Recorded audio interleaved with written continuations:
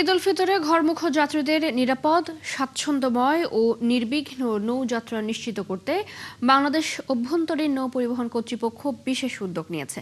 সদরঘাটে অতিরিক্ত যাত্রীর চাপ কমানো এবং যাত্রীদের বিকল্প নৌপথে সহজ যাতায়াতের সুবিধায় বজিলা ব্রিজ সংলগ্ন লঞ্চঘাট এবং পূর্বাঞ্চল কাঞ্চন ব্রিজ সংলগ্ন শিমুলিয়া ট্যুরিস্ট ঘাট থেকে বিশেষ লঞ্চ সার্ভিস চালুর ব্যবস্থা করা হয়েছে।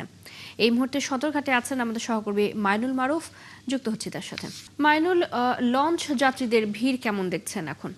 চৈতি, পদ্মা সেতু চালু হওয়ার পর যেই খরা দেখা দিয়েছে লঞ্চঘাটে, এখনও কিন্তু অনেকটা তেমনই। ঈদ যাত্রায় আমরা অন্য সময় যেমনটা দেখতাম যে উপচে পড়া ভিড়, সেই ভিড় কিন্তু এখন আর নেই। এখন মানুষ খুবই সীমিত। তারা যারা যাচ্ছেন তারা একটু স্বস্তির যাত্রা যারা পছন্দ করেন তারাই কিন্তু এই যে নৌপথে রওনা হয়েছেন। এছাড়া আপনি জানেন যে পদ্মা সেতু দিয়ে বরিশালমুখী যে যাত্রীরা রয়েছেন, বরিশাল বিভাগীয় যেই যাত্রীরা রয়েছেন, তারা কিন্তু খুব দ্রুতই পৌঁছে যেতে পারেন। সেখানে লঞ্চে কিন্তু একটু সময় বেশি লাগে। আগের মতোই clean. Berger easy clean fresh, দেয়ালে দাগ থাকবে না, রাখবে সুরভিত। তো এখন এই পরিস্থিতিতে যারা যাচ্ছেন তারা মোটামুটি স্বস্তির যাত্রা পছন্দ করেন বলেই কিন্তু লঞ্চে রওনা হয়েছেন।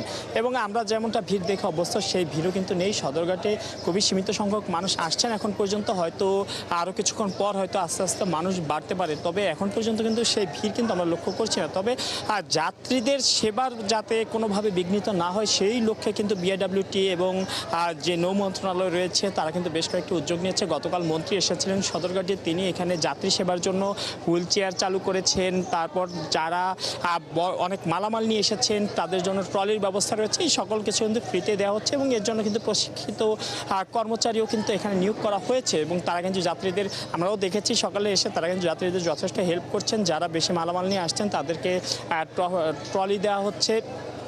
পাশাপাশি যারা হাঁটাচলা করতে পারেন না বা বৃদ্ধ, তাদেরকে কিন্তু হুইল চেয়ারে কিন্তু লঞ্চ পর্যন্ত কিন্তু পৌঁছে দেওয়ার ব্যবস্থা কিন্তু করা হয়েছে। সব মিলে যাত্রী সেবার দিকটি এখানে এবার বেশ ভালোভাবে নজর রাখা হলেও এখানে কিন্তু সেই যাত্রী সংকট অনেকটাই বলা যায়। এখন পর্যন্ত আমরা যেমনটা খবর পেয়েছি বিআইডব্লিউটি এর কাছ থেকে, 20টি লঞ্চ ছেড়ে গিয়েছে বিভিন্ন অঞ্চলে।